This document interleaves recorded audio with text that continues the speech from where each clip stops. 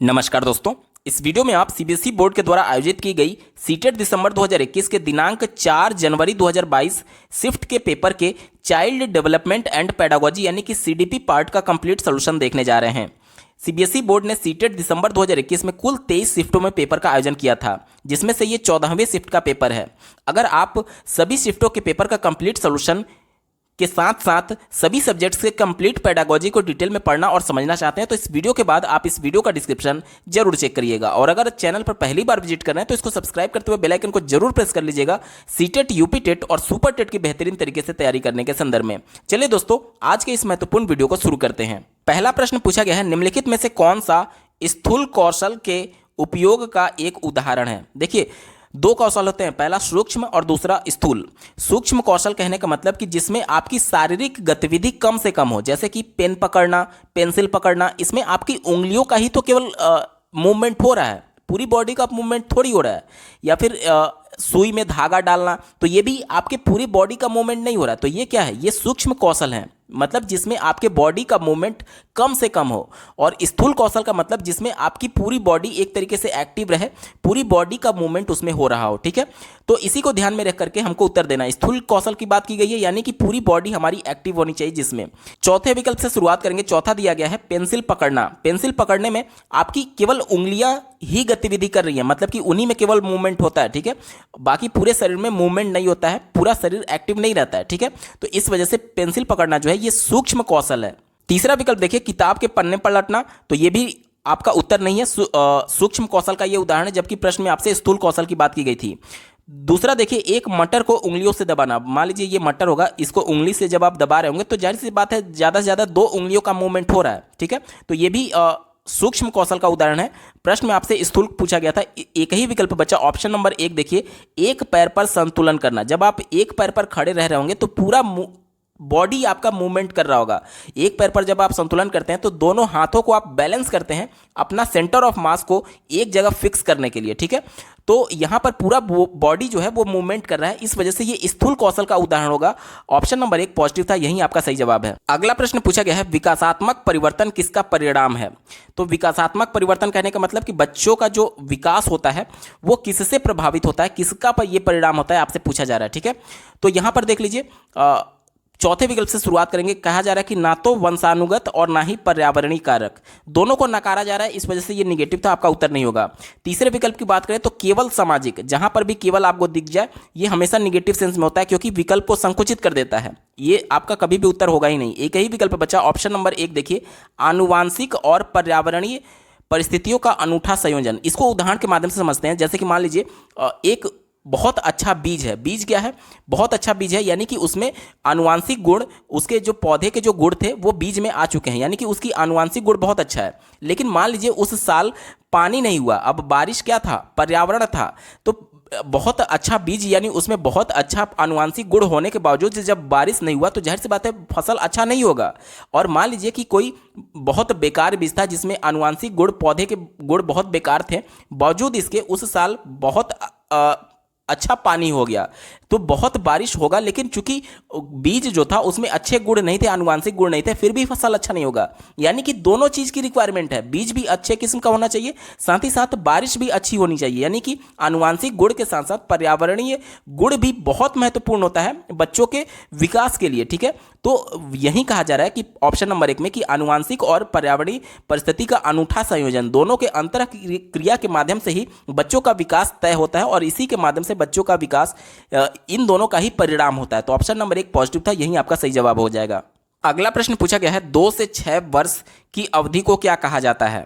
तो यहां पर देख लीजिए, शैशवावस्था तो होगा नहीं, क्योंकि 0 से 2 साल माना जाता है एनसीईआरटी के अनुसार, तो ये तो आपका गलत हो गया। किशोरावस्था होगा नहीं, ये भी आपका गलत हो गया। मध्य बचपन होगा नहीं, एक ही विकल्प बचा, प्रारंभिक बचपन। इसकी जो समय अवधि होती है वो 2 से 6 वर्ष की होती है। ऑप्शन नंबर 2 सही जवाब है। अगला प्रश्न पूछा गया है, देखिए यहां पर एक स्टेटमेंट दिया गया है और दूसरा उसका कारण दिया गया है, यानी रीजन दिया गया है, और दोनों को पढ़ करके आपको तय करना है कि कौन सा विकल्प सही होगा। तो पहले स्टेटमेंट पढ़ लेते हैं। कहा जा रहा है कि शहरों के बच्चों का बहुत सारा खेल उन पर यानी कि रियलिटी शो पर आधारित होता है जो वो देखते हैं। यानी कि शहर के जो बच्चे होते हैं टीवी में जो भी शो वो देख रहे हैं, जो भी कार्यक्रम वो देखते हैं, उन्हीं पर बेस्ड वो खेल खेलते हैं। और इसका कारण दिया गया है, इन दिनों परिवार और साथियों के अलावा मीडिया बच्चों के समाजीकरण का एक महत्वपूर्ण माध्यम बनता जा रहा है। तो अब कहा जा रहा है कि सही विकल्प चुने। तो यहां पर देखिए दोनों विकल्प पॉजिटिव है, दोनों सही है, क्योंकि जाहिर सी बात है आज हम लोग एकल परिवार के कॉन्सेप्ट को लाए हुए हैं, जिसके अंतर्गत दादा दादी नाना नानी अब परिवार का हिस्सा नहीं है। सभी अलग अलग नौकरी की तलाश में या फिर जो भी कहें अलग अलग रह रहे हैं। यानी कि एक माता पिता और उनके बच्चे केवल। दादा दादी वाला पहले वाला जो कॉन्सेप्ट था वो अब धीरे धीरे समाप्त होने लगा है। इस वजह से किसी के पास टाइम ही नहीं है बच्चों के पास खेलने के लिए। इस वजह से बच्चे ज़्यादातर टीवी में और इंटरनेट पर अपना समय व्यतीत करते हैं, और टीवी में जो भी वो कार्यक्रम देखते हैं, जो भी शो देखते हैं, उसी पर आधारित वो गेम भी खेलने लगते हैं। अब आप देखेंगे कि जो आउटडोर गेम होते थे, पहले कबड्डी बच्चे खेला करते थे, छुपा छुपाई खेला करते थे, अब इस प्रकार के गेम कहाँ देखने को मिलते हैं।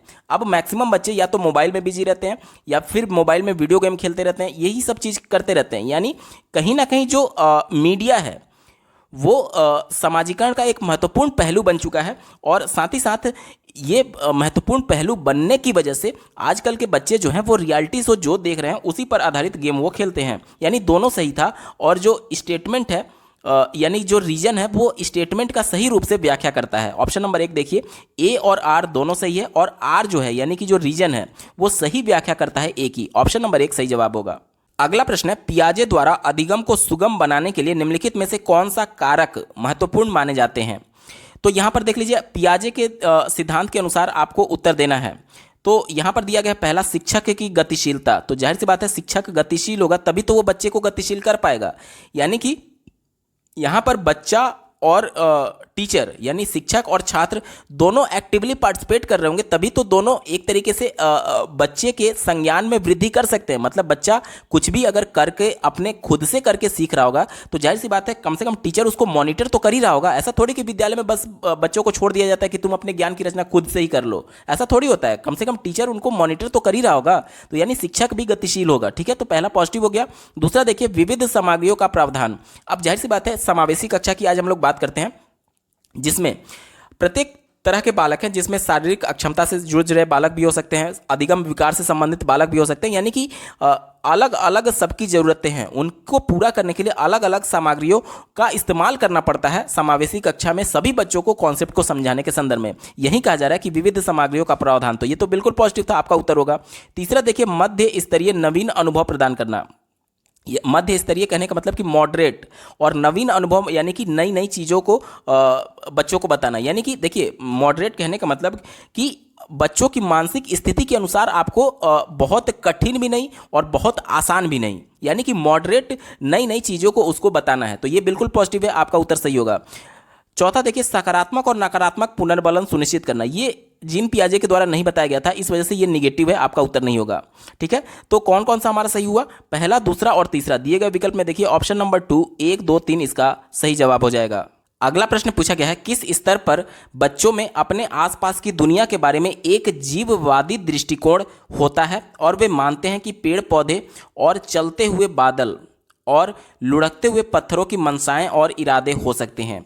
तो ये मनसा और इरादा किस में होता है, वो जीव जंतुओं में होता है, जो जीवित है उसमें होता है। यहाँ पर पौधे की बात की गई है, तो पेड़ पौधे जीवित तो हैं लेकिन इसमें इरादे और मनसा नहीं होता है। लेकिन अगर बादल की बात करें तो ये निर्जीव है, और पत्थर की बात करें तो ये भी निर्जीव है, तो इसमें मनसा और इरादा नहीं होगा। यानी कि निर्जीव चीज़ों में भी जीवन होता है, ऐसा बच्चे मानते हैं।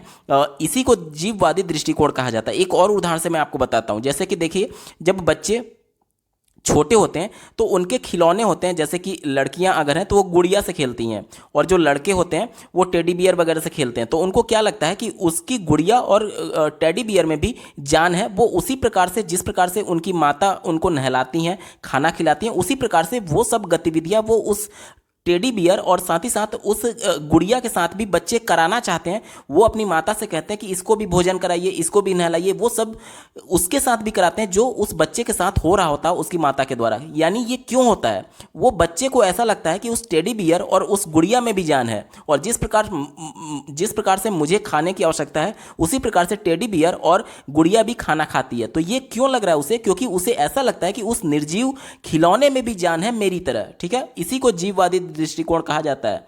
तो ये किस एज में होता है, देखिए बच्चा खिलौना खेल रहा होगा तभी तो समझेगा कि खिलौने में भी जान है। यानी कि ये पूर्व संक्रियात्मक अवस्था में होता है जब बालक की आयु 2 से लेकर के 7 साल के बीच में होती है। यही खिलौने की आयु बोला जाता है और इसी में बच्चे खिलौने से खेलते हैं और इसी दौरान उसमें जीववादी दृष्टिकोण जनरेट होता है, यानी कि उन्हें लगता है कि उनके खिलौने में भी जान है जैसे कि वो जीवित है। ऑप्शन नंबर 2 बिल्कुल सही जवाब हो जाएगा। अगला प्रश्न पूछा गया है, किस सिद्धांत में भाषा बच्चों के संज्ञानात्मक विकास में महत्वपूर्ण भूमिका निभाती है।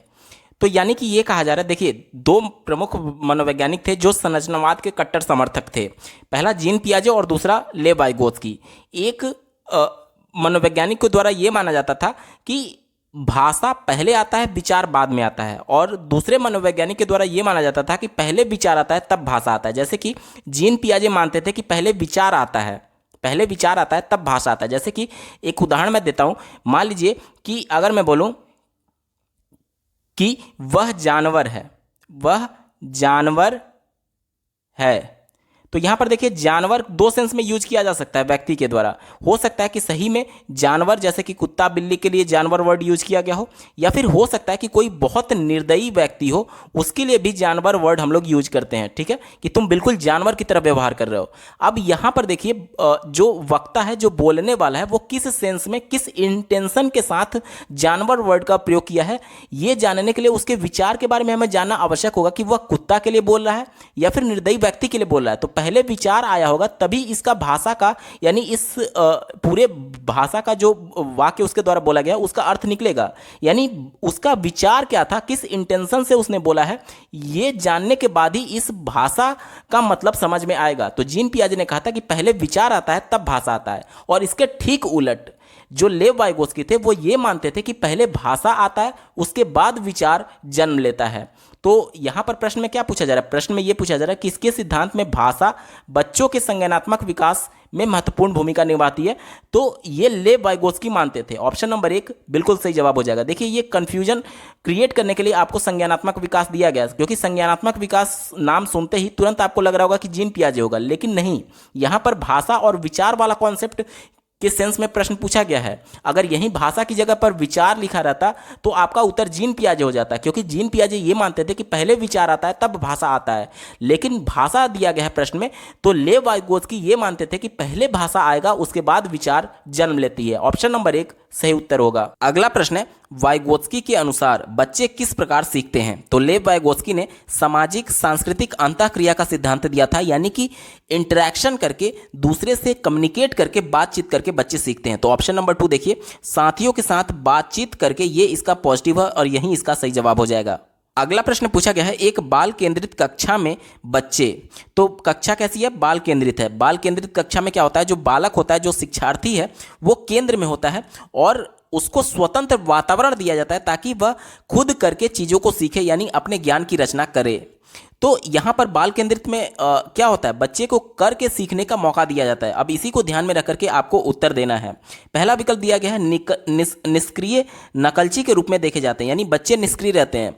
जब बच्चा करके कुछ सीख रहा होगा, करके अपने ज्ञान की रचना कर रहा होगा, तो वो निष्क्रिय क्या है, वो तो बिल्कुल सक्रिय होगा ना। तो ये पहला निगेटिव था, आपका उत्तर नहीं होगा। तीसरा विकल्प देखिए, ब्लैक बोर्ड से उत्तरों की प्रतिलिपि बनाने को अग्रसर होते हैं, यानी कि ब्लैक बोर्ड से सिर्फ अपने कॉपी में छापने की बात हो रही है। तो इसमें बच्चा एक्टिव नहीं है, क्योंकि वो सिर्फ नकल कर रहा है, सिर्फ कॉपी कर रहा है। इसमें एक्टिव वो अपने ज्ञान की रचना नहीं कर रहा है, तो ये भी निगेटिव था, आपका उत्तर नहीं होगा। चौथा देखिए, केवल निष्क्रिय श्रोता होना चाहिए। निष्क्रिय वैसे ही निगेटिव, और केवल जहां पर भी आ गया वो हमेशा विकल्प को निगेटिव कर ही देता है, तो ये भी आपका उत्तर नहीं होगा। एक ही विकल्प बचा, ऑप्शन नंबर 2 देखिए, ज्ञान के निर्माण में सक्रिय रूप से भाग लेते हैं।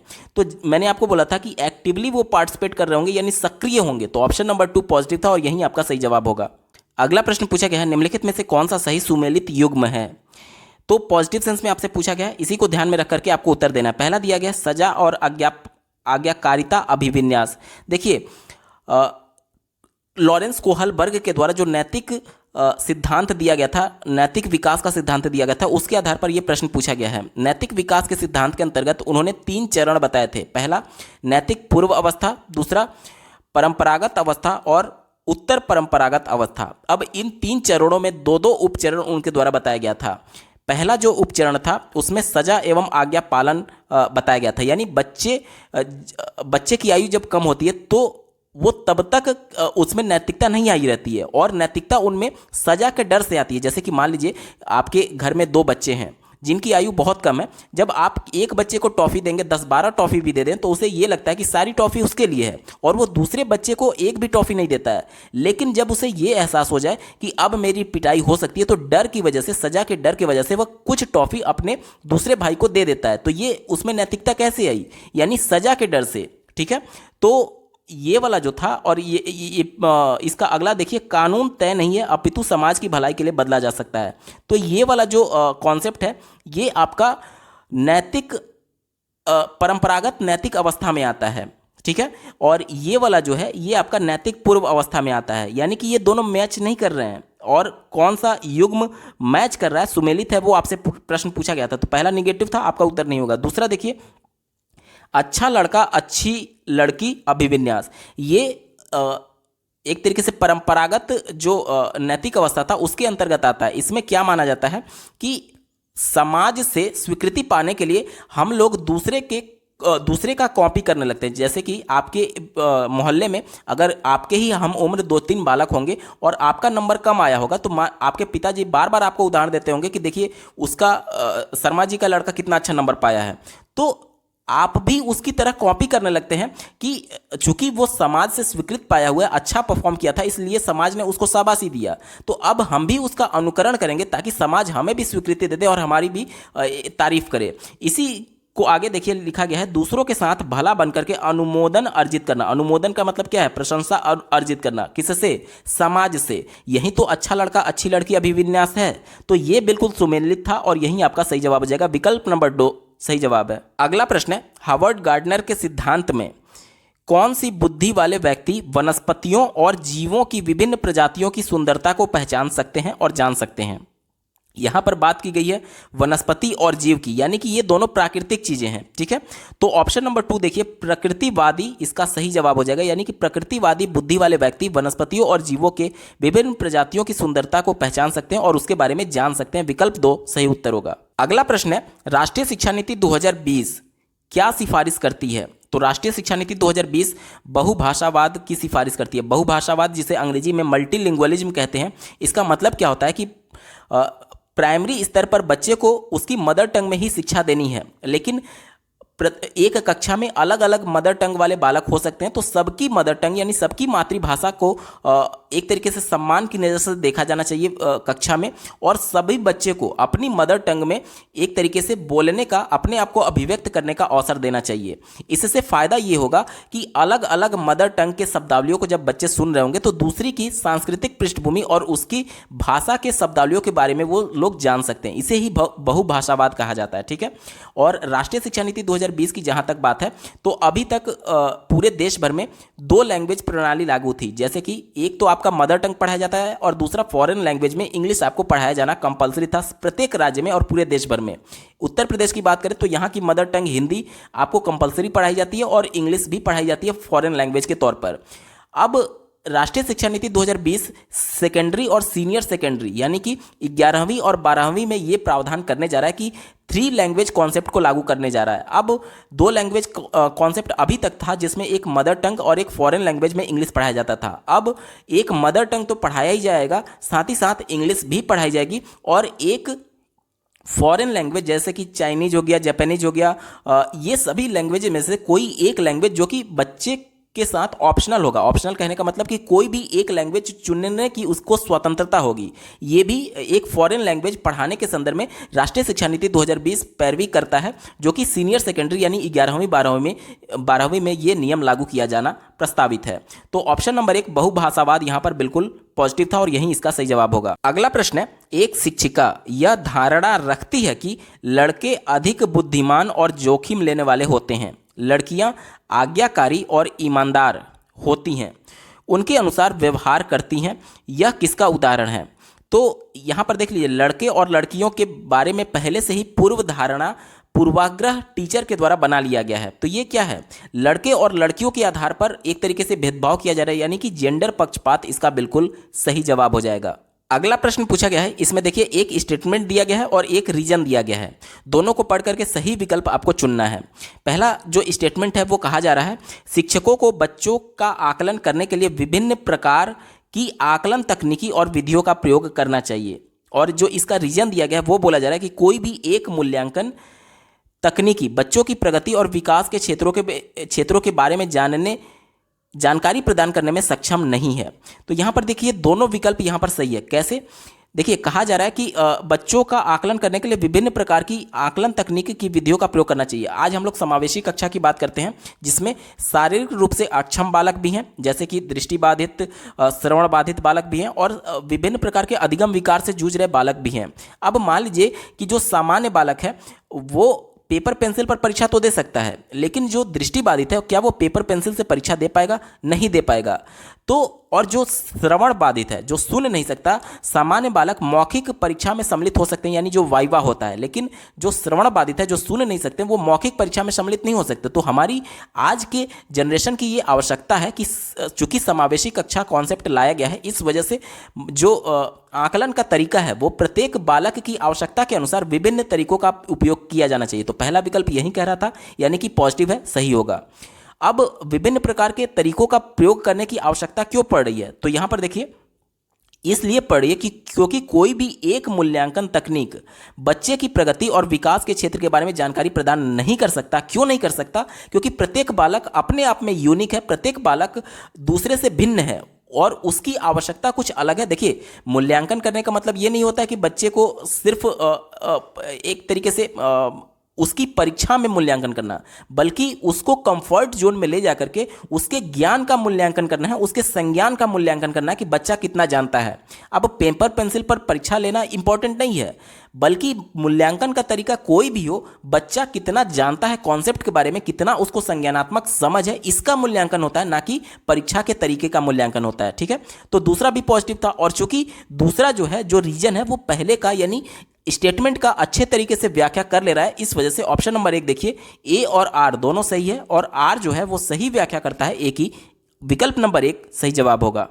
अगला प्रश्न पूछा गया है, निम्नलिखित में से कौन सी स्थिति सीखने के लिए आकलन को नहीं दर्शाती है? नहीं दर्शाती है यानी निगेटिव सेंस में आपसे पूछा गया है। और ध्यान दीजिएगा, सीखने के लिए आकलन यानी कि अभी अधिगम हुआ नहीं है, अधिगम कराने के लिए बच्चों के समस्याओं का एक तरीके से मूल्यांकन किया जा रहा है, यानी बच्चों को कहाँ दिक्कत आ रही है ये जांचा जा रहा है। ठीक है, तो इसमें निगेटिव वाला आपका उत्तर होगा। पहले विकल्प से शुरुआत करेंगे। दिया गया है, छात्र सक्रिय रूप से सोचते हैं कि वे कहाँ हैं, वे कहाँ जा रहे हैं और वहाँ कैसे पहुँचे। तो ये बिल्कुल पॉजिटिव सेंस में। पॉजिटिव कैसे है? क्योंकि बच्चा एक तो यहाँ पर सक्रिय है, और साथ ही साथ जब ये मूल्यांकन किया जा रहा है कि बच्चे कहाँ हैं और कहाँ जा रहे हैं, यानी कि बच्चा कहाँ है यानी कितना उसने सीखा है, और कहाँ जा रहा है यानी कि कितना सीखने की तरफ अग्रसर है, इसी का तो मूल्यांकन करना है, यानी अधिगम के बीच में मूल्यांकन किया जा रहा है। तो ये तो चूंकि पॉजिटिव था, इस वजह से हमारा उत्तर नहीं होगा, क्योंकि निगेटिव सेंस में आपसे पूछा गया है। दूसरे विकल्प की बात करेंगे। कहा जा रहा है कि शिक्षक सीखने को सुसाधित करने के लिए रचनात्मक गुणात्मक प्रतिक्रिया देते हैं। रचनात्मक और गुणात्मक प्रतिक्रिया बिल्कुल पॉजिटिव सेंस में है, यानी कि रचनात्मक प्रतिक्रिया कहने का मतलब कि बच्चों के लिए रचनात्मक मूल्यांकन और योगात्मक मूल्यांकन, दो मूल्यांकन होते हैं। रचनात्मक मूल्यांकन जब किसी कॉन्सेप्ट को पढ़ाया जाता है या फिर पाठ को पढ़ाया जाता है, तो पाठ के तुरंत बाद बच्चे का एक बार मूल्यांकन किया जाता है, ये जांचने के लिए कि उस पर्टिकुलर पाठ या फिर कॉन्सेप्ट में बच्चे को कहीं दिक्कत तो नहीं है। तो ये रचनात्मक मूल्यांकन होता है। और योगात्मक मूल्यांकन क्या होता है? जो आपका सत्र समाप्त होने के बाद से जो अंतिम फाइनल परीक्षा आपकी होती है, वो योगात्मक मूल्यांकन होता है। ठीक है, तो रचनात्मक मूल्यांकन क्या हो रहा है? बच्चे के बीच में यानी अधिगम के दौरान ही मूल्यांकन किया जा रहा है। यही तो प्रश्न में पूछा गया था, तो ये भी बिल्कुल पॉजिटिव है, इस वजह से आपका उत्तर नहीं होगा, क्योंकि निगेटिव सेंस में आपसे पूछा गया था। चौथे विकल्प की बात करें, देखिए कहा जा रहा है रचनात्मक मूल्यांकन के कई तरीके जैसे सहकर्मी और स्व मूल्यांकन का उपयोग किया जाता है। ये भी पॉजिटिव है, इस वजह से उत्तर नहीं होगा, क्योंकि रचनात्मक मूल्यांकन में अभी हमने देखा कि ये सीखने के लिए आकलन किया जाता है, यानी बीच में कॉन्सेप्ट को सीखने में कहाँ दिक्कत आ रही है बच्चे को, इसके लिए आकलन किया जाता है रचनात्मक मूल्यांकन के अंतर्गत। तो ये भी आपका पॉजिटिव था, इस वजह से उत्तर नहीं होगा। एक ही विकल्प बचा, ऑप्शन नंबर 3 देखिए, प्रदर्शन बढ़ाने के लिए छात्रों के बीच लगातार तुलना की जाती है। तो ये निगेटिव सेंस में, कैसे निगेटिव है, देखिए आज हम लोग समावेशी कक्षा की बात करते हैं जिसमें सामान्य बालक भी है, प्रतिभाशाली बालक भी है और बहुत कमजोर बालक भी है। अब जब प्रदर्शन बढ़ाने के लिए यानी आउटपुट के लिए बच्चों के बीच में आप लगातार तुलना करेंगे तो जो अच्छा परफॉर्म कर रहा है, जो प्रतिभाशाली बालक है, उसको तो कोई प्रभाव नहीं पड़ेगा, लेकिन जो बहुत कमजोर बालक था, एक तो वैसे ही सीख नहीं पा रहा है, अब पूरी कक्षा में जब उसकी परफॉर्मेंस का आप तुलना करेंगे प्रतिभाशाली बालक से, तो जाहिर सी बात है उसका परफॉर्मेंस और डाउन होगा। क्यों? क्योंकि वो हीन भावना का शिकार हो जाएगा, उसे ये लगेगा कि पूरी कक्षा में मेरी बेइज्जती की जा रही है मेरे नंबरों की तुलना प्रतिभाशाली बालक से कर करके। तो ये निगेटिव सेंस में है, ठीक है। ये सीखने के लिए आकलन नहीं है, ये सीखने के लिए आकलन नहीं है। सीखने के लिए आकलन तब होता है जब इंडिविजुअली उस बच्चे का समस्या के बारे में टीचर जान रहा होता है, यानी कि एक तरीके से निदानात्मक परीक्षण किया जाता है, तब वो सीखने के लिए आकलन होता है। और यहाँ पर क्या किया जा रहा है, परफॉर्मेंस की तुलना की जा रही है। बच्चा कितना सीखा है इसका आकलन नहीं हो रहा है, बस परफॉर्मेंस की तुलना हो रही है, ओवरऑल परफॉर्मेंस की तुलना हो रही है। इस वजह से ये निगेटिव था, और चूंकि निगेटिव सेंस में ही आपसे पूछा गया था, इस वजह से यही आपका सही उत्तर हो जाएगा। विकल्प नंबर 3 सही जवाब होगा। अगला प्रश्न पूछा गया है, समावेशी शिक्षा के लिए क्या जरूरी है। समावेशी शिक्षा कहने का मतलब कि एक ही कक्षा में शारीरिक अक्षमता से जूझ रहे बालक होंगे, अधिगम विकार से जूझ रहे बालक होंगे, और इसके अलावा अति क्रियाशील, अति प्रतिभाशाली और बहुत कमजोर बालक भी होंगे। तो इनके लिए कहा जा रहा है कि क्या जरूरी है। चौथे विकल्प से हम लोग शुरुआत करेंगे। दिया गया है मानकीकृत पाठ्यक्रम। मानकीकृत मतलब कि सबके लिए एक स्टैंडर्ड पाठ्यक्रम की बात की जा रही है, एक स्टैंडर्ड करिकुलम की बात की जा रही है। अब कक्षा में दृष्टिबाधित बालक भी है और कक्षा में श्रवण बाधित बालक भी है, जो कि सामान्य बालक से बिल्कुल अलग है। क्योंकि सामान्य बालक को आप मौखिक तौर पर कुछ बता रहे हैं तो वो सुन सकता है, लेकिन जो श्रवण बाधित है वो सुनेगा नहीं। और मान लीजिए सामान्य बालक को आप चीजें दिखा रहे हैं, विजुअल कुछ दिखा रहे हैं, तो वो दृष्टिबाधित बालक नहीं देख पाएगा। यानी कि मानकीकृत सबके लिए एक स्टैंडर्ड पाठ्यक्रम नहीं हो सकता, क्योंकि समावेशी कक्षा है और समावेशी कक्षा में सभी बालक एक दूसरे से यूनिक है। कोई शारीरिक अक्षमता से जूझ रहा है, ये सब चीजें होती हैं। तो मानकीकृत पाठ्यक्रम निगेटिव हो गया समावेशी शिक्षा के संदर्भ में, आपका उत्तर नहीं होगा। तीसरा देखिए, अनमन्य मानसिकता, इसे रिजिड मेंटेलिटी कहते हैं, यानी कि आप बिल्कुल अटल हैं, एज ए टीचर आप बिल्कुल अटल हैं कि मैं जो विधि से पढ़ा रहा हूं वहीं पढ़ाऊंगा। ये निगेटिव है, क्योंकि देखिए सभी बालक चूंकि यूनिक हैं और सबकी एक तरीके से समझने की क्षमता अलग है। तो अगर एक विधि से बच्चा नहीं समझ पा रहा तो जाहिर सी बात है आपको अगली विधि, दूसरी विधि अपनानी ही पड़ेगी। और आप कह रहे हैं कि नहीं, मैं बिल्कुल अटल हूं कि मैं एक ही विधि, इसी विधि से बच्चों को पढ़ाऊंगा। तो ये निगेटिव है। इसको और अच्छे से समझने के लिए, जैसे कि देखिए दृष्टिबाधित जो बालक है, आप उसको बुक पढ़ने के लिए देंगे तो थोड़ी पढ़ पाएगा, सामान्य बालक की तरह थोड़ी पढ़ पाएगा। तो जाहिर सी बात है उसके लिए ब्रेल लिपि की आवश्यकता पड़ेगी। और मान लीजिए कोई श्रवण बाधित है जो कि सुन नहीं सकता है, तो जाहिर सी बात है आप उसके लिए विजुअल इफेक्ट्स जैसी चीज़ें दिखाएंगे, वीडियो क्लिप जैसी चीज़ें दिखाएंगे, ताकि वो देख करके कंफर्टेबल हो पाए उस इन्वायरमेंट में और चीज़ों को समझ पाए। तो आप कहें, आप बिल्कुल अटल रहें, आप बिल्कुल दृढ़ रहें कि नहीं, जिस प्रकार से सामान्य बच्चे समझ रहे हैं उसी प्रकार से मैं सबको पढ़ाऊंगा। तो ये पॉसिबल नहीं है, क्योंकि समावेशी कक्षा की बात की जा रही है, यानी सभी बच्चों को एक साथ लेकर के चलने की बात की जा रही है। ये भी गलत हो गया। दूसरा दिया गया है अगम्य इमारतें। अगम्य का मतलब होता है इनएक्सेसिबल, यानी कि देखिए जो शारीरिक अक्षमता से जूझ रहे बालक हैं, जैसे दृष्टिबाधित है, तो जाहिर सी बात है उसके लिए जो बिल्डिंग होगी उसके कंफर्टेबल जोन में होनी चाहिए, यानी कि चीज़ों को छू छू करके वो महसूस कर पाए, उस टाइप का होना चाहिए। या फिर कोई मान लीजिए कि पैरों से अपंग है, चल नहीं सकता है, तो जाहिर सी बात है उसके लिए जो व्हील चेयर होता है उसको चढ़ाने के लिए कुछ स्टेयर्स इस टाइप के होने चाहिए जो ढलान वाले होते हैं। ऐसा नहीं कि आप सामान्य बच्चों के लिए जो सीढ़ी बना है उस पर बच्चे उसको एक्सेस नहीं कर सकते हैं, यानी जाहिर सी बात है उनके लिए ढलान वाली जो होते स्टेयर्स होते हैं वो होनी चाहिए। तो वहीं कहा जा रहा है कि अगम्य इमारतें, यानी कि इनएक्सेसिबल बिल्डिंग्स की बात कर रहा है, यानी इनएक्सेसिबल जो बच्चों के एक्सेस में ही नहीं है। जाहिर सी बात है जब विद्यालय में बच्चे पहुंच ही नहीं पा रहे हैं तो समावेशी शिक्षा का कॉन्सेप्ट आएगा ही नहीं, क्योंकि बच्चे कक्षा में नहीं पहुंच पा रहे हैं, क्योंकि बिल्डिंग इस तरीके से जो बच्चे एक्सेस नहीं कर पा रहे हैं, जिसके माध्यम से वो कक्षा तक नहीं पहुंच पा रहे। तो ये भी निगेटिव था, आपका उत्तर नहीं होगा। एक ही विकल्प बचा, ऑप्शन नंबर 1 देखिए, लचीला शिक्षा शास्त्र। लचीला शिक्षा शास्त्र यानी पैडागोजी की बात की जा रही है, ये सबसे ज्यादा पॉजिटिव है। क्यों? अब बालक शारीरिक अक्षमता से जूझ रहा है या फिर अधिगम विकार से जूझ रहा है, तो सबके लिए अलग अलग यूनिक चीज़ें, यूनिक विधि के माध्यम से बच्चों को पढ़ाना है। आप तभी पढ़ा पाएंगे जब आपका जो पेडागोजी होगा, जो शिक्षा शास्त्र है, वो लचीला होगा, यानी कि आप उन सभी चीज़ों में बदलाव कर पाएंगे परिस्थिति के अनुसार और मांग के अनुसार, जरूरत के अनुसार, डिमांड के अनुसार। ठीक है, तो इसे ही लचीला शिक्षा शास्त्र कहते हैं। यही बिल्कुल पॉजिटिव है और यही आपका सही जवाब होगा। अगला प्रश्न पूछा गया है, निम्नलिखित में से कौन सी दिव्यांगता सामाजिक संचार में चुनौतियों का कारण बनती है? सामाजिक संचार यानी कि सोशल कम्युनिकेट करने की बात की जा रही है। तो ऐसी समस्या जिसकी वजह से बच्चा समाज में अंतःक्रिया, इंटरेक्शन नहीं कर पा रहा है, वही चुनौती बनेगी। इसी को ध्यान में रख करके आपको उत्तर देना है। चौथा दिया गया है गतिमान दिव्यांगता। इसे मोटरसाइकिल दिव्यांगता बोलते हैं, यानी कि चलने में या फिर कोई भी गतिविधि करने में दिव्यांगता। तो इससे आपके इंटरेक्शन पर कोई प्रभाव नहीं पड़ेगा। जो पैर से अपंग होते हैं, जो चल नहीं सकते, तो वो भी एक अच्छा वक्ता होते हैं, यानी अच्छा कम्युनिकेट कर लेते हैं, दूसरों से अच्छा इंटरेक्शन कर लेते हैं। तो यहाँ पर इंटरेक्शन महत्वपूर्ण है, आपका शारीरिक अक्षमता महत्वपूर्ण नहीं था। तो ये भी इंटरेक्शन कर सकते हैं, इस वजह से हमारा उत्तर नहीं होगा, क्योंकि प्रश्न में आपसे ये पूछा गया था कि कौन सा ऐसा कारण है जो सामाजिक संचार यानी कि सोशल इंटरेक्शन में बाधा उत्पन्न करेगा या फिर चुनौती एक तरीके से है। तो तीसरे विकल्प की बात करें, गुणज वैफल्य, इसे अंग्रेजी में डिसकैलकुलिया कहते हैं। डिसकैलकुलिया यानी कि गणना में समस्या बच्चे को आती है, जैसे कि जो बेसिक संक्रियाएं होती हैं, जोड़, घटाना, गुणा, भाग या फिर अंकों को पहचानना, इसमें बच्चे को दिक्कत आता है। तो इससे भी कम्युनिकेशन में कोई खास इफेक्ट नहीं पड़ेगा। बहुत से बच्चे गणित में कमजोर होते हैं, लेकिन वो अच्छा वक्ता होते हैं, तो ये भी आपका निगेटिव हो गया। दूसरा देखिए, पठन वैफल्य यानी कि डिसलेक्सिया की बात की जा रही है। आप भले चीज़ों को देख करके पढ़ नहीं पा रहे हैं, लेकिन आपका कम्युनिकेशन ठीक हो सकता है। पढ़ने में और कम्युनिकेशन में कोई संबंध नहीं है एक तरीके से। ये पठन वैफल्य मतलब कि चीज़ों को देख करके आप उसको सही से समझ नहीं पा रहे हैं, बस इतना इसका मतलब हुआ। ये ऐसा नहीं है कि आप समाज में इंटरेक्शन भी नहीं कर पाएंगे अगर आप चीज़ों को समझ नहीं पा रहे हैं। तो ठीक है, तो ये भी निगेटिव हो गया। एक ही विकल्प बचा, ऑप्शन नंबर 1 देखिए, आत्मकेंद्रिता, स्वलीनता। अब देखिए, बहुत से बालक ऐसे होते हैं जो कि अपने में ही खोए रहते हैं, दिन भर एक रूम में बैठे रह जाएंगे या फिर इस प्रकार से। तो जाहिर सी बात है, जब अपने में ही खोए हैं तो वो दूसरों से इंटरेक्शन कहाँ कर रहे हैं? तो जब दूसरों से इंटरेक्शन नहीं कर रहे हैं तो सामाजिक संचार नहीं हो रहा है, यानी लोगों से अंतःक्रिया नहीं कर रहे हैं। यही सबसे बड़ी चुनौती है और यही आपका उत्तर हो जाएगा। ऑप्शन नंबर 1 सही जवाब होगा। अगला प्रश्न पूछा गया था, निम्न में से कौन सा सुविधाहीन और वंचित समूहों के शिक्षार्थियों को शामिल करने में मदद करता है?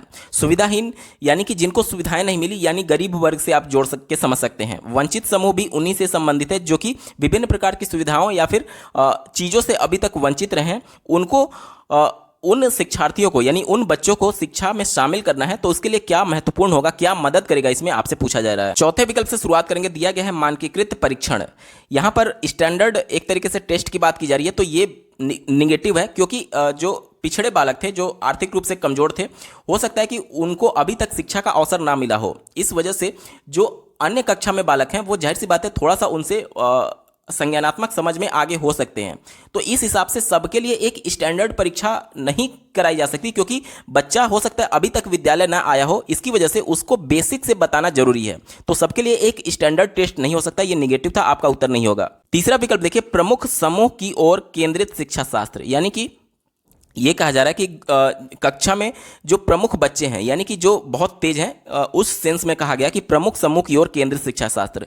तो आज हम लोग समावेशी कक्षा की बात करते हैं, जिसमें अंतिम सीट पर बैठा बालक के लिए भी उतना ही बच्चे को ध्यान दिया जाएगा जितना आगे वाली सीट पर बच्चा बालक है। यानी कहने का मतलब कि चाहे किसी भी सामाजिक चुनौती से, किसी भी शारीरिक अक्षमता से, किसी भी अधिगम विकार से बच्चा क्यों ना जूझ रहा हो, सबको एक साथ लेकर के चलना है। ऐसा नहीं है कि एज ए टीचर आप प्रतिभाशाली बच्चे पर ज़्यादा ध्यान देंगे और कमजोर बच्चे पर कम ध्यान देंगे। तो ये कहा जा रहा है कि जो प्रमुख समूह है उसकी ओर शिक्षा शास्त्र केंद्रित होना चाहिए। ये गलत है, क्योंकि जो शिक्षा शास्त्र, जो पेडागोजी है, वो सभी बच्चों पर केंद्रित होना चाहिए, ना कि पर्टिकुलर किसी एक ग्रुप पर। तो ये निगेटिव हो गया, आपका उत्तर नहीं होगा। तीसरा देखिए, गैर प्रासंगिक पाठ्यक्रम, यानी कि इसका मतलब क्या हो गया कि डिसकॉन्टेक्चुअलाइज्ड करिकुलम की बात की जा रही है। गैर प्रासंगिक कहने का मतलब कि जो कॉन्टेक्स्ट में बच्चे को समझाना है, जिस संदर्भ में बच्चे को बताना है, उससे अलग पाठ्यक्रम तय करना चाहिए। देखिए, एनसीएफ 2005 ये कहता है कि बच्चों को उसके परिवेश से जोड़ करके बताना है। यानी कि परिवेश क्या है, बच्चा जो परिवेश में देखा हुआ है वह उसका अनुभव हो गया।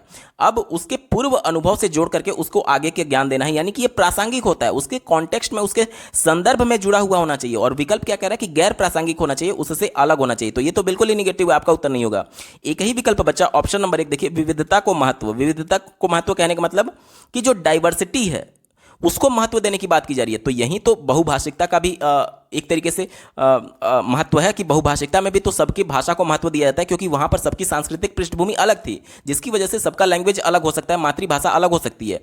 तो इसमें सभी की मातृभाषा को महत्व दिया जाता है, कक्षा में सबको एक तरीके से सम्मान की नज़र से देखा जाता है। और जितना आप विविधता को महत्व देंगे उतना एक तरीके से संसाधन के रूप में उसको आप यूज कर रहे हैं पेडागोजी में, क्योंकि सभी अलग अलग सांस्कृतिक पृष्ठभूमि से आए हुए हैं। तो जाहिर सी बात है सबकी मातृभाषा अलग हो सकती है, सबकी एक तरीके से संस्कृति अलग हो सकती है, तो वहाँ की शब्दावलियों के बारे में भी बच्चे समझ पाएंगे। इसके अलावा जब आप विविधता को महत्व देते हैं, यानी सभी बच्चों को महत्व दे रहे हैं, तो इससे सभी बच्चे अपने आप को इन्वायरमेंट का, उस स्कूल के वातावरण का हिस्सा समझने लगते हैं। अगर आप सबको महत्व नहीं देंगे तो किसी के मन में हीन भावना आ सकती है कि हमारे को मुझे उतना फोकस नहीं किया जा रहा है, मुझ पर उतना फोकस नहीं किया जा रहा और दूसरे बच्चों पर ज़्यादा ध्यान दिया जा रहा है। तो ये हीन भावना ना आए, इस वजह से ये जरूरी है कि डाइवर्सिटी को महत्व दिया जाए, यानी कि सभी बच्चों पर ध्यान दिया जाए। ये विकल्प बिल्कुल पॉजिटिव था और यही आपका सही जवाब हो जाएगा। अगला प्रश्न पूछा गया है, सामग्री को कई तरीके से प्रस्तुतिकरण करने के प्रावधान निम्नलिखित में से किसके समावेशन में मदद करेगी।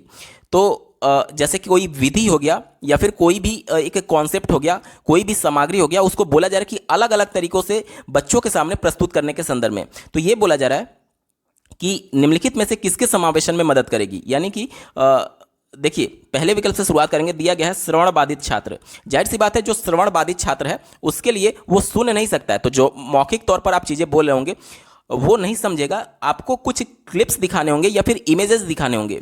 तो जब कई तरीकों का प्रयोग किया जाएगा तो निश्चित तौर पर इसके समावेशन में मदद मिलेगी। दूसरा दिया गया है दृष्टिबाधित। दृष्टिबाधित यानी कि जो बालक देख नहीं सकता, अब जाहिर सी बात है उसके लिए अलग तरीके क्या हो सकते हैं, उसके लिए अलग तरीके ब्रेल लिपि हो सकता है या फिर 3D कुछ ऐसा फिगर हो, कुछ ऐसे इमेजेस हो जिसको छू करके बच्चा कॉन्सेप्ट को समझ पाए। यानी कि जब अलग तरीके प्रयोग कर रहे होंगे तो इसके भी समावेशन में मदद मिलेगी। तीसरा देखिए, अधिगम कठिनाई महसूस करने वाले बालक। अधिगम कठिनाई यानी कि अधिगम विकार, जैसे कि डिस्कैलकुलिया हो गया, डिस्ग्राफिया हो गया, इसके बाद से डिस्प्रेक्सिया हो गया और डिसलेक्सिया हो गया। इन सब के बारे में कहा जा रहा है कि अलग अलग तरीकों से बच्चों को रिप्रेजेंट करने के संदर्भ में। तो ये भी बिल्कुल पॉजिटिव है, इनके भी समावेशन में मदद मिलेगी। आपने एक मूवी देखी होगी तारे जमीन पर, उसमें क्या होता है, उसमें बच्चा डिसलेक्सिया से जूझ रहा होता है। चीज़ों को वो देखता तो जरूर है लेकिन वो बी को डी समझ लेता है। जैसे बी आप इस तरीके से बनाते हैं, उसको लगता है कि ये डी बना हुआ है, मतलब चीज़ों को देखता है लेकिन उसको समझ नहीं पाता है। तो उसको अलग अलग तरीके से किस प्रकार से कॉन्सेप्ट को बताया जाता है, वो सब चीज़ें उसमें बहुत अच्छी तरीके से रिप्रेजेंट की गई हैं। तो अधिगम विकार से संबंधित जो बालक हैं उनके लिए भी जब अलग अलग तरीकों से आप रिप्रेजेंट करते हैं डेटा को या फिर एक तरीके से कॉन्सेप्ट को, तो उसके समावेशन में मदद मिलती है। ये भी बिल्कुल पॉजिटिव था। अगला देखिए, गतिमान दिव्यांगता वाले छात्र। इसको अंग्रेजी में कहेंगे कि स्टूडेंट फेसिंग लोकोमोटर डिफिकल्टीज, यानी कि जो गति करने में सक्षम नहीं है, जैसे कि पैर से जो दिव्यांग होते हैं उनके बारे में बात की जा रही है। तो जाहिर सी बात है उनके लिए भी जब अलग अलग गतिविधियों का प्रयोग किया जाएगा तो वो भी समझ पाएंगे, यानी कि सबके लिए ये पॉजिटिव सेंस में है। यानी चारों विकल्प इसका सही होगा। दिए गए विकल्प में देखिए ऑप्शन नंबर 4, 1, 2, 3, 4 इसका सही उत्तर है। अगला प्रश्न पूछा गया है, निम्नलिखित में से कौन सा विकल्प दी गई दिव्यांगता और संबंधित छात्रों के समावेशन हेतु यथोचित संयोजन रणनीति का सही युग्म है। यानी कि प्रत्येक ऑप्शन में आपको एक दिव्यांगता दी गई है अधिगम विकार से संबंधित, और पूछा जा रहा है कि इसका जो युग्म है, जो दूसरा जोड़ा है, वो कौन सा सही से सुमेलित है, आपसे पूछा जा रहा है। तो चलिए चौथे विकल्प से शुरू करेंगे। दिया गया है दृश्य हानि, यानी कि जो दृष्टिबाधित है, जो देख नहीं सकता है, उसके लिए बोला जा रहा है कि चित्रों वाली पुस्तक के उपलब्ध कराना। अब जो देख नहीं सकता है तो आप उसको चित्र दिखा लीजिए या फिर लेख दिखा लीजिए, वो देखेगा कहाँ, वो देख करके थोड़ी समझ पाएगा। तो चूंकि बच्चा दृष्टिबाधित था उसके लिए ब्रेल लिपि की आवश्यकता है, और ये क्या कहा जा रहा है कि चित्र वाली पुस्तकें कहा जा रहा है। तो जब वो देख नहीं सकता है तो चित्र भी नहीं देख पाएगा, तो ये सुमेलित नहीं है, आपका उत्तर नहीं होगा। तीसरा देखिए, श्रवण दोष ऑडियो टेप देना। अब जब बच्चा श्रवण दोष यानी श्रवण बाधित है, सुन नहीं सकता है, तो ऑडियो वो कहां से सुनेगा, तो ये भी मेल नहीं खाता है, सुमेलित नहीं है, आपका उत्तर नहीं होगा। अगला विकल्प है पठन वैफल्य, यानी कि डिसलेक्सिया की बात की जा रही है। डिसलेक्सिया के आगे का जो दिया गया है आप देख सकते हैं, लंबे लंबे लिखित कार्य सौंपना। अब बच्चा जैसे कि डी को बी समझ रहा है या फिर कोई भी चीज़ों को पढ़ करके वो उसको समझ नहीं पा रहा है, अब कह रहे हैं कि आप लंबे लंबे लेख लिखने के लिए, तो चीज़ों को वो पहले से ही कंफर्टेबल नहीं है और भी ज़्यादा उस पर बोझ डाल रहे हैं, तो ये भी निगेटिव हो गया, आपका उत्तर नहीं होगा। एक ही विकल्प बचा ऑप्शन नंबर 1 देखिए, गुणज वैफल्य। इसको अंग्रेजी में डिसकैलकुलिया बोलते हैं, यानी कि गणित के जो बेसिक संक्रियाएं होती हैं, जैसे कि जोड़ घटाना गुणा भाग और अंकों के ज्ञान में बच्चे को दिक्कत आ रही है, तो इन सब में दिक्कत आ रही है, तो इसके लिए कैलकुलेटर का प्रावधान किया जा सकता है। यानी कि बच्चे को कैलकुलेटर के माध्यम से कॉन्सेप्ट बताया जा सकता है, संक्रियाएं बताई जा सकती हैं। तो ये विकल्प बिल्कुल सुमेलित है। क्यों? क्योंकि गणित में उसको दिक्कत आ रही थी और गणित के लिए कैलकुलेटर का यूज किया जा सकता है। तो ये पॉजिटिव था और यही आपका सही जवाब होगा। अगला प्रश्न पूछा गया है, प्रारंभिक कक्षाओं में शिक्षण अधिगम प्रक्रिया के लिए निम्नलिखित में से कौन सा दृष्टिकोण बेहतर है? पॉजिटिव सेंस में पूछा गया है। चौथे विकल्प से शुरुआत करेंगे। दिया गया है रट कर याद करना, रटना याद करना ये सभी एनसीएफ के द्वारा निगेटिव सेंस में माने जाते हैं। आपका उत्तर कभी भी नहीं होगा। तीसरा दिया गया है निष्क्रिय रूप से सुनना। निष्क्रिय रूप से जब आप सुनेंगे तो एक्टिवली पार्टिसिपेट नहीं कर पा रहे हैं और करके नहीं सीखेंगे, तो ये निगेटिव है, आपका उत्तर नहीं होगा। तीसरा, पहला देखिए, बिना समझे नकल करना, इसमें भी बच्चा एक्टिवली पार्टिसिपेट नहीं कर रहा है, अपने ज्ञान की रचना नहीं कर रहा है, सिर्फ कॉपी कर रहा है, नकल कर रहा है। ठीक है, तो ये भी आपका गलत हो गया। एक ही विकल्प बचा ऑप्शन नंबर 2 देखिए, करके सीखना। एनसीएफ 2005 और राष्ट्रीय शिक्षा नीति 2020 दोनों शिक्षार्थी को एक सक्रिय अन्वेषण के तौर पर, अन्वेषक के तौर पर यानी कि खोजकर्ता के तौर पर खोज करके अपने ज्ञान की रचना करने के तौर पर देखती है। तो ऑप्शन नंबर 2 करके सीखना पॉजिटिव था और यही इसका सही जवाब होगा। अगला प्रश्न है, यहां पर पहला स्टेटमेंट दिया गया और दूसरा उसका रीजन दिया गया है और इसको दोनों को पढ़ करके आपको सही चुनना है और सही विकल्प कौन सा है आपको बताना है। पहला दिया गया स्टेटमेंट, अधिगम के लिए विद्यालय के सामाजिक अवसरों में भागीदारी महत्वपूर्ण है। सामाजिक अवसर कहने का मतलब कि जैसे लेव वाइगोस्की ने कहा था कि बच्चे सामाजिक रूप से सामाजिक सांस्कृतिक अंतःक्रिया करके ही चीज़ों को सीखते हैं, अपने ज्ञान की रचना करते हैं, अपने संज्ञान की रचना करते हैं। तो ये तो बिल्कुल सही है लेव वाइगोस्की के सिद्धांत के अनुसार, तो पहला पॉजिटिव हो गया। दूसरा देखिए, अधिगम मुख्य रूप से एक सामाजिक क्रिया है। लेव वाइगोस्की ने यही कहा था कि बच्चे समाज में इंटरेक्शन करके ही सीखते हैं, तो समाज में इंटरेक्शन कर रहे हैं तो जाहिर सी बात है सामाजिक क्रिया होगी, तो ये भी पॉजिटिव हो गया। और पहला जो विकल्प था देखिए क्या कहा जा रहा था, अधिगम के लिए विद्यालय के समाजीकरण अवसरों की भागीदारी महत्वपूर्ण है। क्यों महत्वपूर्ण है? क्योंकि अधिगम सामाजिक क्रिया है, यानी कि दोनों सही है और जो रीजन है, जो तर्क है, वो सही व्याख्या करता है अभिकथन ए की। तो ऑप्शन नंबर 1 देखिए, ए और आर दोनों सही है और आर जो है वो सही व्याख्या करता है ए की। ऑप्शन नंबर 1 सही जवाब होगा। अगला प्रश्न पूछा गया है, कक्षा में गतिविधियों को सार्थक बनाने के लिए एक शिक्षिका को क्या करना चाहिए? पॉजिटिव सेंस में प्रश्न है। गतिविधि यानी कि क्रियाकलाप कराए जा रहे हैं, तो वो क्रियाकलाप सार्थक हों इसके लिए क्या करना चाहिए? तो पहले विकल्प से शुरुआत करेंगे। दिया गया है उन्हें असंबंधित खंडों में विभाजित करना। असंबंधित मतलब कि जैसे कि मान लीजिए बच्चे को आप आम के बारे में पढ़ा रहे हैं, तो ये कह रहा है कि बच्चे को सेब के बारे में बताइए, मतलब कि जो उससे संबंध ही नहीं रखता। अब मान लीजिए कोई गतिविधि बच्चे को कराया जाएगा कोई कॉन्सेप्ट समझाने के लिए, तो जाहिर सी बात है उससे संबंधित तो बताएंगे। आम पढ़ाना चाह रहे हैं और बच्चे को सेब के बारे में बता रहे हैं, तो ये नहीं होगा। यानी कि बच्चे को उसके कॉन्टेक्स्ट, उसके संदर्भ में बताना होगा। और विकल्प क्या कह रहा है कि उससे असंबंधित, उससे अलग बताने के लिए। तो पहला निगेटिव हो गया, उत्तर नहीं होगा। दूसरा देखिए, उनके बारे में अस्पष्ट निर्देश देना। जब इंस्ट्रक्शन, जो निर्देश हैं, वो ही क्लियर नहीं है तो बच्चा गतिविधि करेगा कैसे? क्योंकि जब तक बच्चे को निर्देश नहीं दिया जाएगा, इंस्ट्रक्शन नहीं दिया जाएगा कि क्या करना है, गतिविधि में कैसे करना है, नियम नहीं बताया जाएगा, तब तक बच्चा उसे कैसे कर पाएगा? तो ये भी निगेटिव था, आपका उत्तर नहीं होगा। तीसरा देखिए, उन्हें संदर्भहीन तरीके से प्रस्तुत करना। ये भी अब मैं पहले वाले में एक्सप्लेन कर चुका हूं कि जो भी चीज़ें गतिविधि कराई जाएंगी, जाहिर सी बात है उसके कॉन्टेक्स्ट में ही तो कराई जाएंगी, उसके संदर्भ में ही तो कराई जाएंगी। और ये कहा जा रहा है कि संदर्भहीन तरीके से प्रस्तुत करना, ये भी गलत हो गया। एक ही विकल्प बचा, ऑप्शन नंबर 4 देखिए, उसे उचित संदर्भ में स्थित करना। यानी कि जो भी गतिविधि बच्चे को कराई जा रही है, जिस भी कॉन्सेप्ट को समझाने के लिए, उसके रेफरेंस में, उसके संदर्भ में प्रेजेंट करना चाहिए। ऑप्शन नंबर 4 पॉजिटिव है और यही इसका सही जवाब हो जाएगा। विकल्प 4 सही उत्तर होगा। अगला प्रश्न है, निम्नलिखित में से कौन सी शैक्षणिक पद्धतियां शिक्षण अधिगम प्रक्रिया में सकारात्मक योगदान नहीं देती हैं? फिर से निगेटिव सेंस में आपसे पूछा गया, जो निगेटिव वाला ऑप्शन होगा वही हमारा उत्तर होगा। पहले विकल्प से शुरुआत करेंगे। दिया गया है आवश्यकता के अनुसार पाठ्यचर्या अनुकूलन। आवश्यकता कहने का मतलब कि आज हम लोग समावेशी कक्षा की बात करते हैं, जिसमें शारीरिक रूप से अक्षम बालक भी हैं, कोई दृष्टिबाधित है, कोई श्रवण बाधित है, तो सबकी आवश्यकता अलग है। कैसे कि जैसे कि देखिए, दृष्टिबाधित जो है उसके लिए ब्रेल लिपि की आवश्यकता है और जो श्रवण बाधित है उसके लिए विजुअल क्लिप्स की आवश्यकता है। तो दोनों की आवश्यकता के अनुसार जो पाठ्यचर्या है उसको उनके अनुकूल बनाया जाए, जो शिक्षार्थी है उसके अनुकूल बनाया जाए। तो ये तो बिल्कुल पॉजिटिव था, लेकिन चूंकि प्रश्न में निगेटिव पूछा गया है और ये पॉजिटिव है, इस वजह से हमारा उत्तर नहीं होगा। दूसरा देखिए, छात्रों के लिए अनुभवात्मक शिक्षा। अब देखिए, अनुभव करने का मतलब कि बच्चे खुद करके सीखें। राष्ट्रीय शिक्षा नीति 2020 और एनसीएफ 2005 दोनों करके सीखने पर जोर देता है, यानी अन्वेषक के तौर पर शिक्षार्थी को देखता है, यानी अपने ज्ञान की रचना करने के लिए वो खुद खोज कर रहे हैं। तो खोज कब होगा, अनुभव कब होगा? जब आप खोज करेंगे। तो यही तो कहा जा रहा है कि अनुभवात्मक शिक्षा पर छात्रों को जोर देना चाहिए। तो ये तो बिल्कुल पॉजिटिव हो गया, क्योंकि अनुभव तभी प्राप्त होगा जब आप करके सीखेंगे, यानी खुद करेंगे। तो ये भी पॉजिटिव था, इस वजह से उत्तर नहीं होगा, क्योंकि निगेटिव सेंस में आपसे पूछा गया था। तीसरा देखिए, पाठ्यचर्या नियोजन में नवाचार। नवाचार कहने का मतलब कि नई नई तकनीकों से बच्चे को पढ़ाना। तो जितनी ज़्यादा विधियों से, जितना टेक्नोलॉजी का यूज करेंगे, जितनी नए तरीकों से बच्चों को बताएंगे, उतना ही वो उसमें कंफर्टेबल होंगे। नए नए तरीकों के माध्यम से उतना ही आसान होगा, सहज होगा कॉन्सेप्ट को समझना। तो ये भी पॉजिटिव था, इस वजह से उत्तर नहीं हुआ क्योंकि नेगेटिव सेंस में आपसे पूछा गया है। एक ही विकल्प बचा, ऑप्शन नंबर 4 देखिए, परीक्षा केंद्रित कठोर शिक्षण रणनीतियां।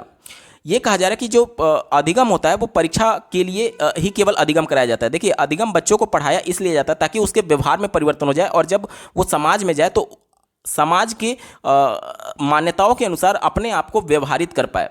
ये होता है अधिगम का मतलब। परीक्षा के लिए अधिगम नहीं कराया जा रहा है। अगर ऐसा होता तो सिर्फ परीक्षा पर ही फोकस किया जाता कि सब लोग अच्छे नंबर पा जाए। आज हम लोग एनसीएफ 2005 और राष्ट्रीय शिक्षा नीति 2020 की बात करते हैं, जिसमें सतत मूल्यांकन की बात की जा रही है। यानी परीक्षा को उतना इंपॉर्टेंस नहीं दिया जा रहा जितना कि पहले दिया जाता था, कि बोर्ड एग्जाम इतना खौफ होता था, ये सब चीज़ें। आज बच्चे का सत्र के बीच में ही बार बार मूल्यांकन करने की बात हो रही है। इसी वजह से तो आप देख रहे होंगे कि यूपी बोर्ड में भी इंटरमीडिएट और हाई स्कूल में 30 नंबर उसके विद्यालय के द्वारा दिए जा रहे हैं, जो कि सतत मूल्यांकन का पार्ट था। और पहले क्या होता था कि 100 नंबर का पेपर था तो 100 नंबर पूरा बोर्ड एग्जाम के माध्यम से दिया जाता था। तो परीक्षा केंद्रित नहीं होनी चाहिए हमारी शिक्षा। साथ ही साथ कहा जा रहा है कि कठोर शिक्षण रणनीतियां। कठोर शिक्षण रणनीति यानी कि आज समावेशी कक्षा की बात होती है तो उसमें यह कहा जा रहा है कि सबको एक ही नियम से पढ़ाया जाए, चाहे बच्चे की आवश्यकता कुछ भी हो।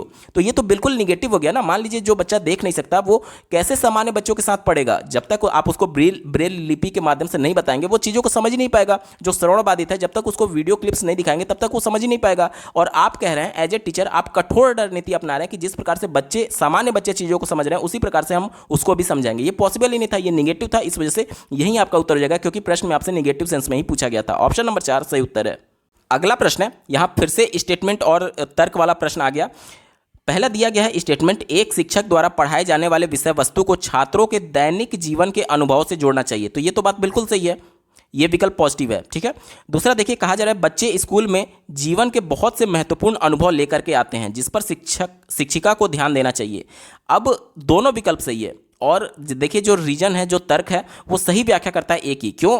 क्योंकि बच्चे के दैनिक अनुभव से, दैनिक जीवन के अनुभव से जोड़ने की बात क्यों आती है? इसलिए आती है क्योंकि वो बच्चे का पूर्व अनुभव है और जब आप उससे जोड़ करके बच्चे को बताएंगे तो जाहिर सी बात है वो चीज़ पहले से जान रहा है और उससे जोड़ करके जब बताएंगे तो वो सहज महसूस करेगा और इंटरेस्ट उसमें जनरेट होगा, जिसकी वजह से उसका अधिगम अर्थपूर्ण किया जा सकता है। यानी दोनों विकल्प सही था और जो रीजन है वो सही व्याख्या करता है स्टेटमेंट की। ऑप्शन नंबर 1 देखिए, ए और आर दोनों सही है और आर जो है वो सही व्याख्या करता है। एक ही विकल्प नंबर 1 सही जवाब होगा।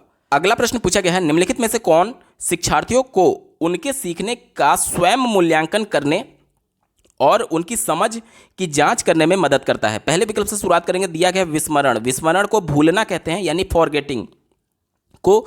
तो जब आप चीज़ों को खुद भूल चुके हैं तो आप अपना मूल्यांकन स्वयं से कैसे कर सकते हैं? ये निगेटिव था, उत्तर नहीं होगा। दूसरा दिया गया है अनुकृति। अनुकृति को और सरल भाषा में मैं कहूँ तो कहा जाता है नकल, यानी कि जो चीज़ ब्लैक बोर्ड पर लिखी हुई है सिर्फ आप अपने कॉपी में उतार रहे हैं, तो इससे आप अपना मूल्यांकन नहीं कर सकते। कहने का मतलब कि आप कितना जानते हैं या फिर कितना नहीं जानते हैं, क्योंकि आप नकल ही तो कर रहे हैं, उसमें आपने कहाँ कुछ नया चीज़ सीखा। तो ये भी निगेटिव हो गया, उत्तर नहीं होगा। चौथा देखिए, रट कर याद करना।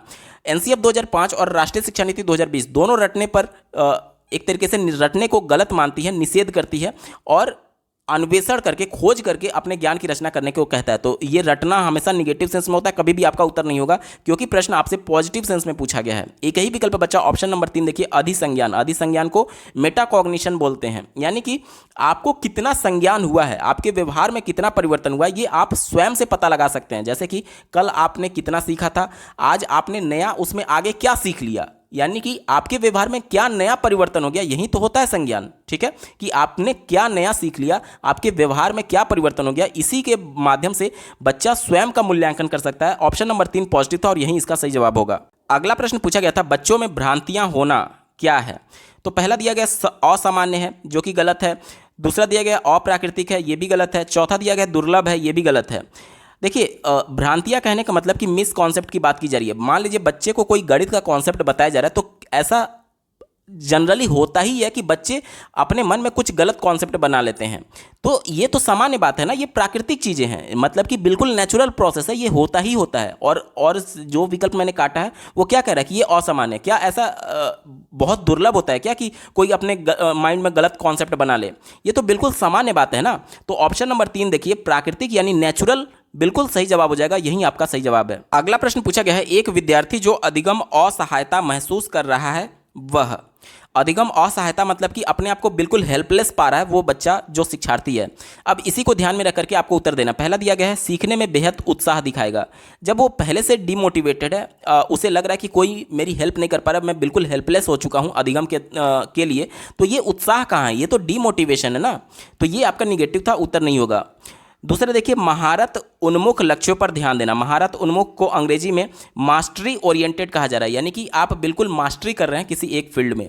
बच्चा ऐसे ही हेल्पलेस महसूस कर रहा है, तो वो मास्टरी कहाँ हुआ, ये भी निगेटिव था, आपका उत्तर नहीं होगा। तीसरा विकल्प देखिए, प्रदर्शन उन्मुख लक्ष्यों पर ध्यान देना। प्रदर्शन उन्मुख यानी कि परफॉर्मेंस ओरिएंटेड बात की जा रही है। तो जब बच्चा अधिगम कर ही नहीं पा रहा है, बिल्कुल हेल्पलेसनेस महसूस कर रहा है, तो ये तो बिल्कुल ही निगेटिव था, आपका उत्तर नहीं होगा। क्योंकि जब वो सीख ही नहीं रहा है तो प्रदर्शन क्या करेगा, आउटपुट क्या देगा, परफॉर्म क्या करेगा, तो ये निगेटिव हो गया। एक ही विकल्प बच्चा ऑप्शन नंबर 1 देखिए, शैक्षणिक गतिविधियों से अलगाव रहेगा। अब जब वो हेल्पलेसनेस महसूस कर रहा है तो जाहिर सी बात है उसमें रुचि नहीं रहेगी और वो अलग अलग महसूस करेगा अपने आप को शैक्षणिक गतिविधियों से। तो ऑप्शन नंबर 4 पॉजिटिव था और यही आपका सही जवाब होगा। अगला प्रश्न पूछा गया है, निम्नलिखित में से कौन सा आंतरिक प्रेरणा का उदाहरण है। चौथे विकल्प से शुरुआत करेंगे। दिया गया है माता पिता की प्रशंसा पाने के लिए पढ़ाई करना। तो पढ़ाई यहां पर बच्चा क्यों कर रहा है, क्योंकि उसे प्रशंसा पाना है माता पिता का। तो प्रशंसा क्या है, वो एक्सटर्नल मोटिवेशन है, इस वजह से हमारा उत्तर नहीं होगा, क्योंकि आंतरिक प्रेरणा की बात की गई थी। तीसरा देखिए, पुरस्कार जीतने के लिए किसी खेल में भाग लेना। तो खेल में भाग क्यों लिया जा रहा है, क्योंकि वो पुरस्कार पाना चाहता है। पुरस्कार क्या है, एक्सटर्नल मोटिवेशन है, तो ये भी हमारा उत्तर नहीं होगा, क्योंकि प्रश्न में हमसे इंटरनल मोटिवेशन पूछा गया था। दूसरा देखिए, नकद इनाम जीतने के लिए चित्रकारी करना। अब यहां पर मोटिवेशन क्या है, नकद इनाम, ये क्या है, ये एक्सटर्नल मोटिवेशन था, इस वजह से ये भी हमारा उत्तर नहीं होगा। एक ही विकल्प बचा ऑप्शन नंबर 1 देखिए, रुचि के कारण नई भाषा सीखना। अब नई भाषा क्यों सीखी जा रही है, बच्चा उसमें खुद इंटरेस्टेड है, यानी कि रुचि की वजह से उसमें इंटरनल मोटिवेशन जनरेट होगा और उसके बाद से वो अर्थपूर्ण अधिगम कर सकता है। तो रुचि की वजह से उसमें इंटरनल मोटिवेशन जनरेट हो रहा है। और प्रश्न में भी आपसे आंतरिक प्रेरणा यानी इंटरनल मोटिवेशन की बात पूछी गई थी, तो ऑप्शन नंबर 1 पॉजिटिव है और यही आपका सही जवाब हो जाएगा। अगला प्रश्न पूछा गया है, अधिगम को प्रभावित करने वाला निम्नलिखित में से कौन सा कारक पर्यावरणीय कारक है। तो पहले विकल्प से शुरुआत करेंगे। दिया गया है रवैया। रवैया को एटीट्यूड कहते हैं, ठीक है। तो ये पर्यावरणीय कारक नहीं है, ये आपके अंदर होता है। एटीट्यूड क्या होता है, आपके अंदर होता है, ठीक है। तो ये निगेटिव था, हमारा उत्तर नहीं होगा। दूसरा दिया गया प्रेरणा। अब देखिए, प्रेरणा दो प्रकार से हो सकती है, एक इंटरनल मोटिवेशन भी हो सकता है, एक एक्सटर्नल मोटिवेशन भी हो सकता है। तो यहाँ पर क्लियर आउट नहीं किया गया है कि इंटरनल की बात की गई है या फिर एक्सटर्नल की बात की गई है। तो जो इंटरनल होता है वो पर्यावरणीय कारक नहीं है, लेकिन जो एक्सटर्नल होता है, जैसे कि इनाम हो गया, नकद इनाम हो गया, प्रशंसा हो गया, इस प्रकार की चीज़ें जो होती हैं वो एक्सटर्नल का काम कर रही हैं और वो पर्यावरण का हिस्सा है। क्योंकि जब आप नकद इनाम देंगे तो जाहिर सी बात है वो पर्यावरण का हिस्सा है। लेकिन यहाँ पर चूंकि क्लियर आउट नहीं किया गया था, इंटरनल मोटिवेशन के सेंस में भी ये हो सकता है, जो कि मनुष्य के अंदर होता है, रुचि की वजह से उसमें इंटरनल मोटिवेशन जनरेट होता है, जो कि पर्यावरणीय कारक नहीं है, इसलिए ये विकल्प गलत हो जाएगा। तीसरा देखिए, व्यक्तित्व लक्षण। अब व्यक्तित्व लक्षण मनुष्य के अंदर होता है, इस वजह से ये पर्यावरणीय कारक नहीं है। एक ही विकल्प बचा ऑप्शन नंबर 4 देखिए, विद्यालय। ये मनुष्य के अंदर नहीं है, ये बाहर पर्यावरण का हिस्सा है, इसलिए पर्यावरणीय कारक होगा बच्चों के अधिगम को प्रभावित करने वाला। ऑप्शन नंबर 4 बिल्कुल पॉजिटिव है और यही इसका सही जवाब हो जाएगा। दोस्तों, ये पेपर पूरा सॉल्व हो चुका है। आपको ये वीडियो कैसा लगा कमेंट के माध्यम से जरूर बताइएगा। साथ ही सीटेट दिसंबर 2021 के साथ साथ सीटेट के प्रीवियस ईयर पेपर के कंप्लीट सॉल्यूशन के लिए और सीटेट के सभी सब्जेक्ट से कंप्लीट पेडागोजी को डिटेल में पढ़ने और समझने के लिए इस वीडियो का डिस्क्रिप्शन जरूर चेक करिएगा। और अगर आप चैनल पर पहली बार विजिट कर रहे हैं तो इसको सब्सक्राइब करते हुए बेल आइकन को जरूर प्रेस कर लीजिएगा, सीटेट, यूपी टेट और सुपर टेट की बेहतरीन तरीके से तैयारी करने के संदर्भ में। इस वीडियो को देखने के लिए आपका बहुत बहुत धन्यवाद। भगवान करे आपका दिन शुभ हो।